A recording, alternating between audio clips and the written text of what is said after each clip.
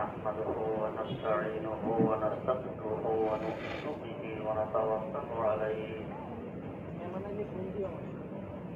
ونعوذ بالله من شرور أنفسنا ومن سيئات أعمالنا من يهده الله فلا مضل له ومن يضلله فلا هادي له ونشهد أن لا إله إلا الله وحده لا شريك له ونشهد أن سيدنا ونبينا ومولانا محمدا عبده ورسوله أرسله بالحق بشيرا ونذيرا وداعيا إلى الله بإذنه وسراجا منيرا صلى الله تعالى عليه وعلى آله وأصحابه وسلم تسليما كثيرا كثيرا أما بعد فأعوذ بالله من الشيطان الرجيم بسم الله الرحمن الرحيم قل كونوا حجارة أو حديدا أو خلقا مما يكبر في صدوركم فسيقولون من يعيدنا قل الذي فطركم أول مرة فسينغضون إليك رؤوسهم ويقولون متاه قل عسى أن يكون قريبا يوم يدعوكم فتستجيبون بحمده وتظنون إن لبثتم إلا قليلا صدق الله مولانا العظيم সূরা ইসরা 51 নম্বর আয়াত থেকে তেলাওয়াত করা হয়েছে। তেলাওয়াতকৃত আয়াতে কাফের মুশরিকদের প্রশ্নের উত্তর দেওয়া হচ্ছে। তাদের প্রশ্ন ছিল, মারা যাওয়ার পর আমরা অস্তিত্বহীন হয়ে পড়ব, মাটি হয়ে যাব, এখান থেকে আমাদেরকে আবার জিন্দা করা অসম্ভব। আল্লাহ রাব্বুল আলামিন উত্তর দিলেন, তোমাদেরকে যে আমি সৃষ্টি করেছি তখন তো তার কোন নজির এবং দৃষ্টান্ত ছিল না। নজির এবং দৃষ্টান্ত না থাকা অবস্থায় যখন সৃষ্টি করতে পারলাম, আর দৃষ্টান্ত কায়েম হওয়ার পর পুনরায় সৃষ্টি করা তো তুলনামূলক আরো সহজ। সেটা পারবো না কেন? বিভিন্ন যুক্তি সামনে আসার পর দেখে যে যুক্তি খণ্ডন তো সম্ভব নয়। তিরস্কারের সুরতে বলে, মাতাহু, তাহলে কবে আমাদেরকে জিন্দা করা হবে, অর্থাৎ কিয়ামত কবে আসবে? জিন্দাটা করা হবে কিয়ামতের দিবস। কুল আসা আন ইয়াকুনা কারীবা, ও নবী আপনি বলে দিন কিয়ামত অতি নিকটে, বেশি দূরে নয়। কিয়ামত সংঘটিত হবে, এর মধ্যে বিন্দু মাত্র সন্দেহের অবকাশ নেই।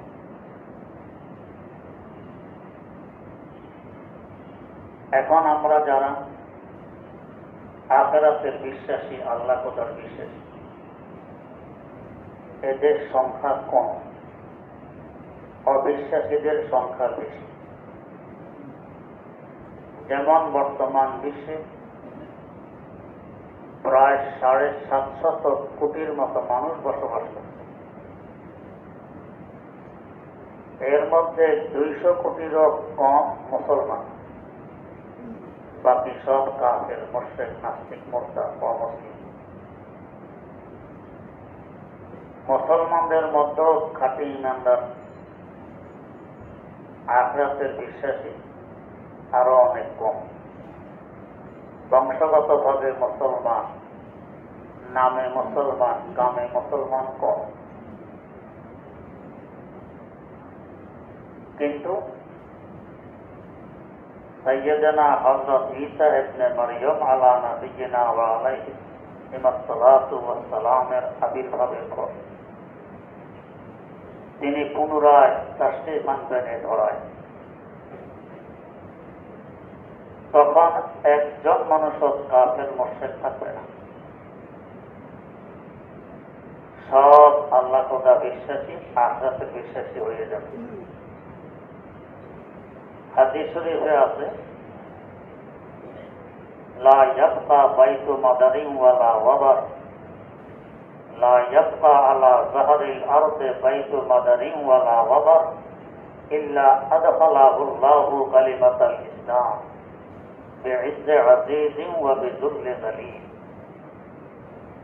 জমিনের উপর একটি ঘরও বাকি থাকবে না, নাক কাটা না পাকা, অর্থাৎ শহর বন্দর, গ্রাম বন্দর, কোথাও কোনো ঘর বাকি থাকবে না।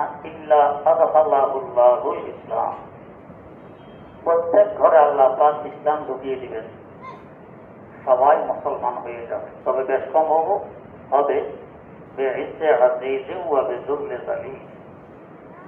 কারো ঘরে ঢুকবে ইজ্জত সহকারে, কারো ঘরে ঢুকবে বেইজ্জত সহকারে। অর্থাৎ স্ব ইচ্ছা যদি ইসলাম গ্রহণ করে ইজ্জতের সাথে সে মুসলমান হইল, স্ব ইচ্ছা যদি না করে বেইজ্জতির সাথে হলেও তাকে ইসলাম গ্রহণ করা লাগবে।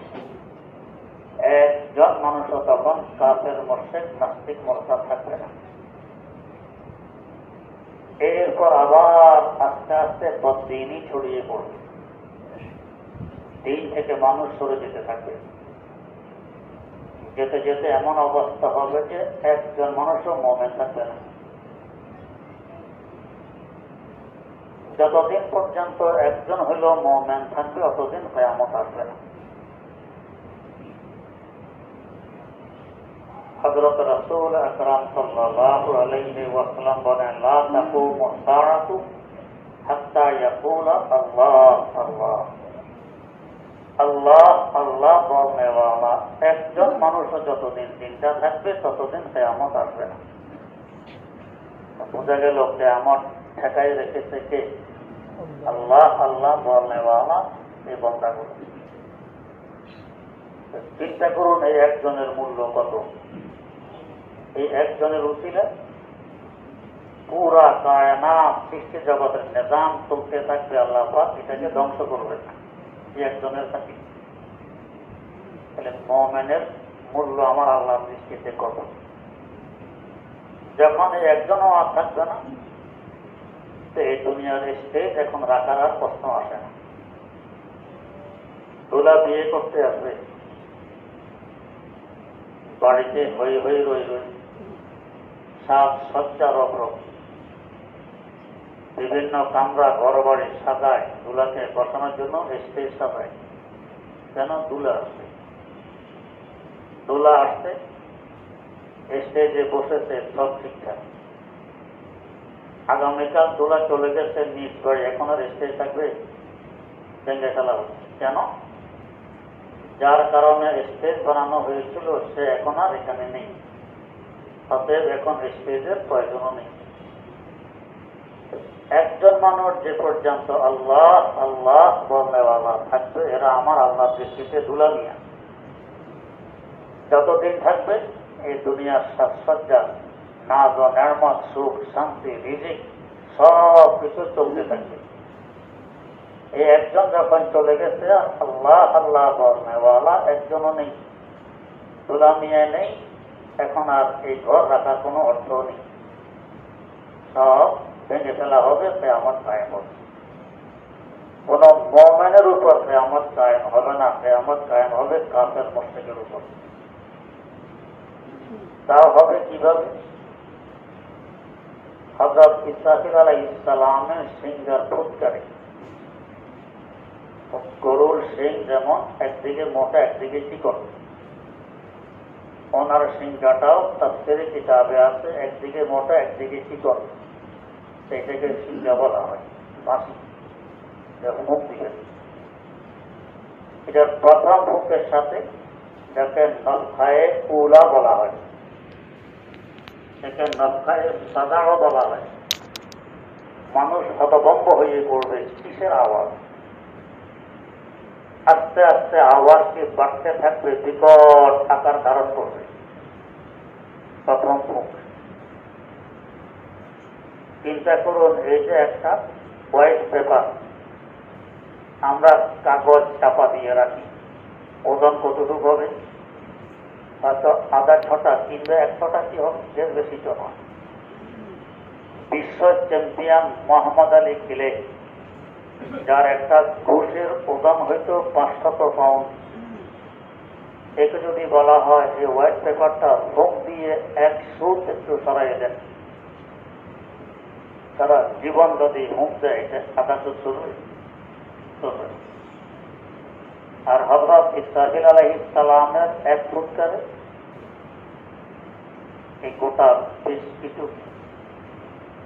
20 কোটি বর্গ মাইলের পৃথিবী, পাহাড় পর্বত চন্দ্র সূর্য গ্রহ নক্ষত্র আকাশ টাকাশ যা আছে সব তুলার ন্যায় উঠতে থাকবে।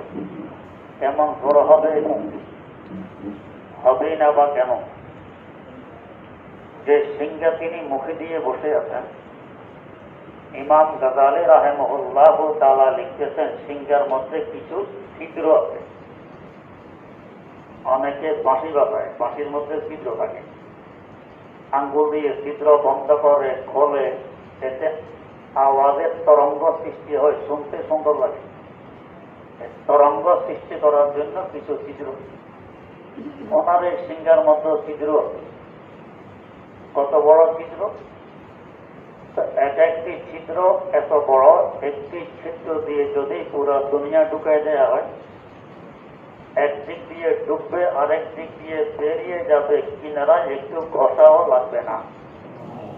এত বড় ছিদ্র, এত বড় ছিদ্র তার এই সিংহায় 1 2টি নয়, 11টি। এমন বিরাট বিশাল 11টি ছিদ্র, যার বাঁশির মধ্যে বাঁশিটা কত মোটা হবে। আর এত মোটা বাঁশি যিনি মুখে গহ্বর দিয়ে বসে আছেন, তার মুখ গহ্বর কত বড়? যার মুখ গহ্বর এত বড়, তার মুখমণ্ডল কত বড়? যার মুখমণ্ডল এত বড়, তার মাথা কত বড়? যার মাথা এত বড়, তার দেহ কত বড়? এত বড় দেহ যে আল্লাহ রাব্বুল আলামিন সৃষ্টি করেছেন, তিনি কেমন মহান! একজন ফেরেশতা আকারে অবস্থা। কথা যখন এসেছে বলে দিই, হযরত আজরাইল আলাইহিস সালাম তাফসীরে ইবনে কাসীরে উল্লেখ আছে, আমাদের মনে একটি সংশয় থাকে যে একজন ব্যক্তি মারা গেছেন মিরপুর 1 নম্বরের ঠিক 8টা বাজে, এই সময়ে আরেকজন মারা গেছে চিটাগং, আরেকজন মধ্যপ্রাচ্যে, আরেকজন ইউরোপে, আরেকজন আমেরিকায়। এই বেচারা ঢুকতে ঢুকতে তো গান কাটে নেই, কত ঢুকতে পারে। তাফসীরে ইবনে কাসীরে উল্লেখ আছে, তার তো দৌড়ার প্রয়োজনই পড়ে না। তাহলে রূহ কিভাবে কব্জ করেন? লেখা আছে তাফসীরে কিতাবে, পুরা দুনিয়া তার সামনে একটি ভাতের প্লেট এনে, দুলা বিয়ে করতে গেলে তার সামনে স্পেশাল একটি প্লেট দেওয়া হয়, একটু বড় থেকে, আস্ত বাজি মুরগি, ডিম, মাছ, গোস্ত সব সাজিয়ে দেওয়া হয়। এখন যদি দুলা চায় যে আমি একটি মুরগির রান খাবো, 1 কিলোমিটার হেঁটে গিয়ে রান নিতে হবে, হাত নাড়লেই তো যথেষ্ট, প্লেট তার হাতের নাগালের ভিতরে। যদি দুলা চায় একটি ডিম খাবো, আধা কিলোমিটার হাঁটার পরে ডিমের লাগবে না, প্লেট হাতের নাগালের ভিতরে, হাত আরো দূরে যায়। তো গোটা দুনিয়া হযরত আজরাইল আলাইহিস সালামের সামনে বাতের প্লেটে নেয়, তার হাত আরো দূরে যায়। তো হাত নাড়া দিয়ে টিপ দিলেই তো রুশ সহজে কব্জ হয়, দৌড়াদৌড়িতে প্রয়োজনই পড়ে না। যার হাত এত লম্বা তার দেহটি কত লম্বা হবে? যার দেহ এত লম্বা ওই হিসাবে কত মোটা হবে? এত লম্বা এত মোটা দেহ একজন ফেরেশতা যে আল্লাহ সৃষ্টি করেছেন তিনি কেমন মহান হবেন। আরেকজন ফেরেশতা হযরত মিকাঈল আলাইহিস সালাম, মেঘ বৃষ্টির পানির দায়িত্ব আল্লাহ পাক তাঁর উপরে সুপর্দ করেছেন। ইমাম গাজালি রাহিমাহুল্লাহ তাআলা লিখতেছেন, আমরা যত পানি দেখি, আমরা পানি দেখি টিউবওয়েলে, শ্যালো মেশিনে, ডিপ মেশিনে, কূপে, পুকুরে, দিঘিতে, খালে, বিলে, নালায়, নদীতে, উপসাগরে, সাগরে, মহাসাগরে, বাষ্পে, মেঘমালায় ও বরফে কি পরিমাণ পানি! এই 20 কোটি বর্গ মাইল আয়তন পৃথিবীর ৭৭ হল পানি, মাত্র 23 মাটি। এক আটলান্টিক মহাসাগর ৫,০০০ কিলোমিটার চৌড়া, ৯ কিলোমিটার গভীর। কত পানি! প্রশান্ত মহাসাগর তো আরো চৌড়া। কি পরিমাণ পানি হবে! সকল পানি একত্রিত করে যদি হযরত মিকাঈল আলাইহিস সালামের মাথায় ঢেলে দেওয়া হয় তো পানিগুলো গড়িয়ে তার কাঁধ পর্যন্ত পৌঁছতে পারবে না, এর আগে শুকিয়ে যাবে। এক ফোঁটা পানি আমাদের মাথায় ঢেলে দিলে এটা গড়িয়ে তো পড়বে কাঁধ পর্যন্ত। আধা ফোঁটা এটা করতে পারে, এক ফোঁটার 1/4 অংশ এটা হয়তো কাঁধ পর্যন্ত পৌঁছবে না, এর আগে শুকাবে। যার মাথায় এত পানি ঢেলে দিলেও কাঁধ পর্যন্ত পৌঁছার আগে আগে শুকিয়ে যাবে, মাথাটি কত বড়! এত বড় মাথায় যে দেহে ঠিক করা দেহটি কত বড়! এত বড় দেহ যে আল্লাহ রাব্বুল আলামিন সৃষ্টি করেছেন তিনি কেমন মহান! এমনি মুয়াজ্জিন বলে আল্লাহু আকবার, আল্লাহ মহান, এমনি বলে। আরেকজন হযরত জিবরীল আমিন আলাইহিস সালাম, তিনি ওহী নিয়ে আসেন নবীদের কাছে। তিনি কেমন?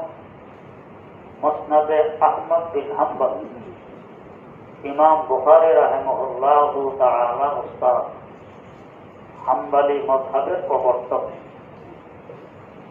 তরজমানে আহলে সুন্নাত ওয়াল জামাত, আহলে সুন্নাহ ওয়াল জামাতের মুখপাত্র, যার নজির পৃথিবী এখন পেশ করতে পারবে না। ওনার সংকলিত একটি হাদিসের কিতাব আল মুসনাদ 52 খণ্ডে ছেপেছে। বর্তমান বাজারের হাদিয়া ৮০,০০০ থেকে ১,০০,০০০ টাকা। এই কিতাবে একটি হাদিস উল্লেখ আছে, হযরত রাসূল আকরাম সাল্লাল্লাহু আলাইহি ওয়াসাল্লাম একদিন বললেন, জিবরাইল, আপনি তো মানুষের আকার আকৃতি নিয়ে আমার কাছে ওহী পৌঁছাতে আসেন, আপনার আসল আকৃতি কেমন, আসলে কত বড়, একটু দেখতে মন চায়। তিনি বললেন, তাহলে আপনি পূর্ব আকাশের দিকে তাকিয়ে থাকুন, আমি দেখা দেওয়ার চেষ্টা করি। এই বলে দরবারে নবুয়ত থেকে বিদায় নিলেন। রাসূল আকরাম সাল্লাল্লাহু আলাইহি ওয়াসাল্লাম পূর্ব আকাশের দিকে তাকিয়ে বসে আছেন।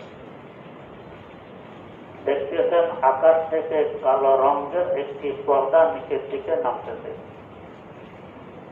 পর্দাটি নামতে নামতে জমিনে এসে ঠেকলো, উপরের দিক খালি হলো না। এভাবে আকাশ থেকে জমিন, দক্ষিণ মেরু থেকে উত্তর মেরু, পুরা খালি জায়গাটি ভরট হয়ে গেছে এই পর্দা দ্বারা। এরপর আবার পর্দাটি সরে যায়। কিছুক্ষণের মধ্যে দেখতেছেন হযরত জিবরীল আমিন আলাইহিস সালাম আগের আকার আকৃতিতে হুজুরের সামনে উপস্থিত। হুজুর জিজ্ঞেস করলেন, পূর্ব আকাশের দিকে তাকিয়ে থাকলে আপনাকে আসল আকারে দেখা যাবে বললেন, তাকিয়ে রইলাম, দেখা তো দিলেন না। বললেন কিছুই দেখেননি? একটি পর্দা দেখেছি মাত্র। কেমন দেখেছেন? তো দেখেছি আকাশ থেকে নিচের দিকে নেমে জমিনে এসে ঠেকেছে, উপরের দিক খালি হলো না। এভাবে আকাশ থেকে জমিন, দক্ষিণ মেরু থেকে উত্তর মেরু, পুরা খালি জায়গাটি বরফ হয়ে গেছে পর্দা দ্বারা। একটু পর আবার পর্দাটি সরে গেছে। এই তো দেখলাম, আপনাকে তো দেখলাম না। বললেন, ইয়া রাসূলুল্লাহ, এটি কোনো পর্দা ছিল না, ছিল আমি জিবরাইলের একখানা পাখা। এই একটি পাখাকে আসল আকার দিয়ে নিচে নামাইলাম। এটি আকাশ থেকে জমিন, দক্ষিণ মেরু থেকে উত্তর মেরু, পুরা খালি জায়গাটি বরফ হয়ে গেছে। আল্লাহ পাক এমন বিরাট বিশাল পাখা আমাকে দান করেছেন, মোট 600 খানা। বাকি 599টি পাখা কোথায় রাখবো সেই জায়গা তো এখানে নেই। এবার চিন্তা করুন, এমন বিরাট বিশাল 600 পাখা, যা দুই পাশে ঠিক করা, তার দেহটি কত বড় হবে? এত বড় দেহ যে আল্লাহ রাব্বুল আলামিন সৃষ্টি করেছেন, তিনি কেমন মহান হবেন! আল্লাহু আকবার। তো যাই হোক, বলতেছিলাম, হযরত ইসরাঈল আলাইহিস সালাম সিংহে ফুঁক দিবেন। এক ফুঁকে 7 তবক জমিন ও আসমান, পাহাড়, পর্বত, গ্রহ, নক্ষত্র তুলার নিয়ে উড়ে যাবে। ফুঁকটা কেমন জোরে হবে! একজন ফেরেশতাকে যে আল্লাহ এত জোর আর শক্তি দিতে পারছেন, ওই আল্লাহর শক্তি কেমন! কুদরত উদারত হর সে ফাহাদ আঁকুনাদ, قادر قدرت ادارت ہر سے فاحد آنکھناد، مردرا ہو جاب بخشد زندہ رہے جانکناد، مردرا ہو جاب بخشد জিন্দা রাহে জানকুনাদ। এমন মহাশক্তির অধিকারী, যা ইচ্ছা তাই করতে পারে। এক মুহূর্তের মধ্যে সবকিছু ধ্বংস করতে পারেন, সৃষ্টি করতে পারেন। आपको दावन देते हंगामे सहार कर देता में लोचराते रोजबर। সামান্য সময়ে কত বড় বড় সম্প্রদায়কে নিস্ত নাবুদ করে দিন আমার আল্লাহর কুদরত। তো হযরত ইসরাঈল আলাইহিস সালাম এক ফুটকার, এতে করে তুলার ন্যায় সব পূর্বে আওয়াজ বিকট থেকে বিকটতম হতে চলবে। তো প্রথম আওয়াজকে বলে সাদা। সাদা মানে ঘাবড়াহাট, মানুষ হতভম্ব, বেকুব হয়ে যাবে, কি ঘটতেছে, আওয়াজ কোত্থেকে আসে। আস্তে আস্তে আওয়াজ বাড়তেছে বাড়তেছে বাড়তেছে, বাড়তে বাড়তে এই পরিমাণ বাড়বে যে আওয়াজ আর কারো সহ্যের ভিতরে থাকবে না। এতে করে সকল প্রাণী মারা যাবে। এই আওয়াজ বিকট আকার ধারণ করবে। আওয়াজ এতে বলবে রাস্তায় সড়ক, সব প্রাণী মারা যায়, সব শেষ, আর কিছু থাকবে না।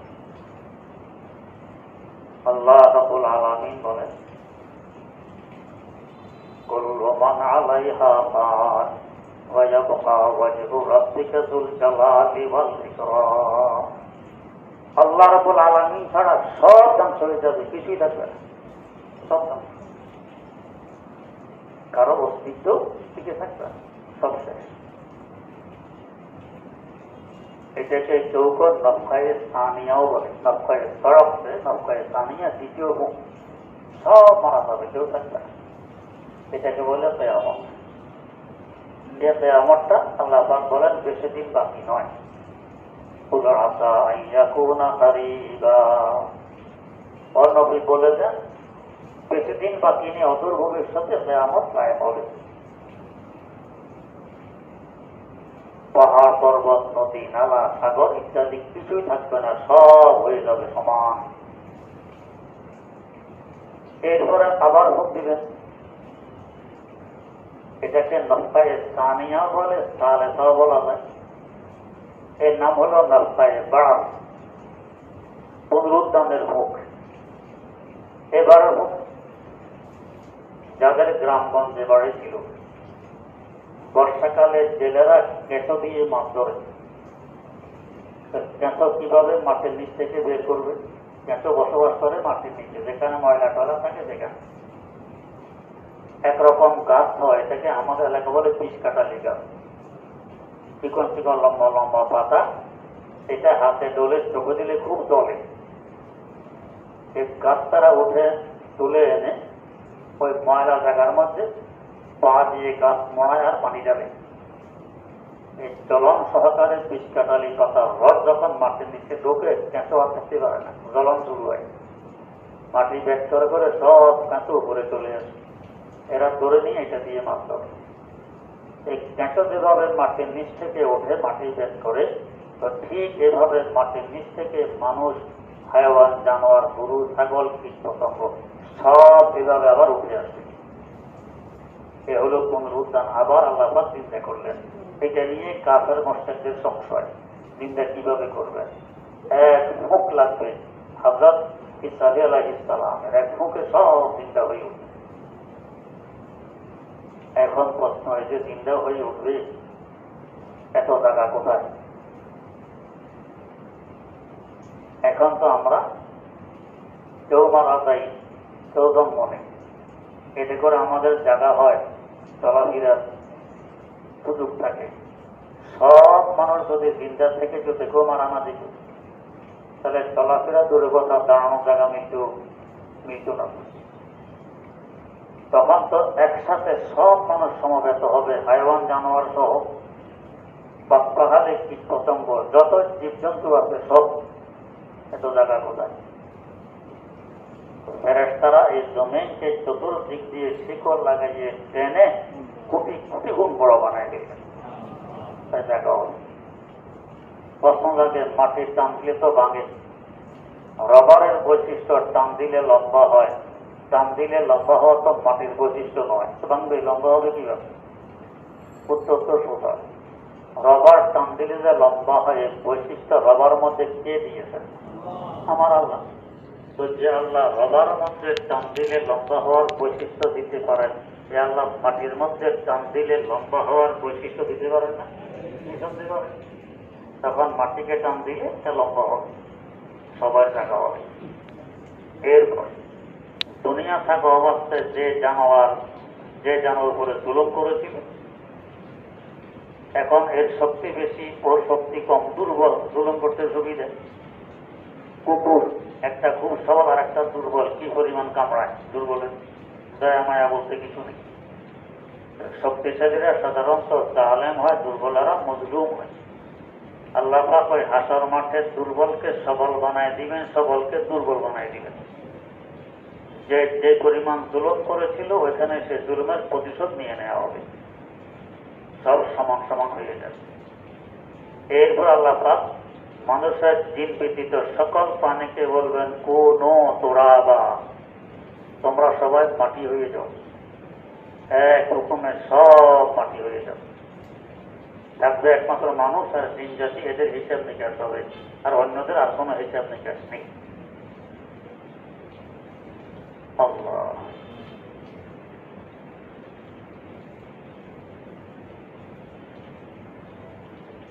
হাসর মাঠ সম্পর্কে এক বুজুর্গ ওয়াজ করতেছিলেন, বলতেছিলেন যে হাসর মাঠে প্রচন্ড গরমে মানুষের ঘাম এই পরিমাণ বেরিয়ে আসবে, কারো টাকনু ডুবে যাবে, কারো হাঁটু ডুবে যাবে, কারো কোমর ডুবে যাবে, কারো সিনা ডুবে যাবে, কারো গলা পর্যন্ত হবে ঘাম। এক নাস্তিক মার্কায় ইহুদি দাঁড়ায় বলছে, হুজুর আমার দুইটি প্রশ্ন।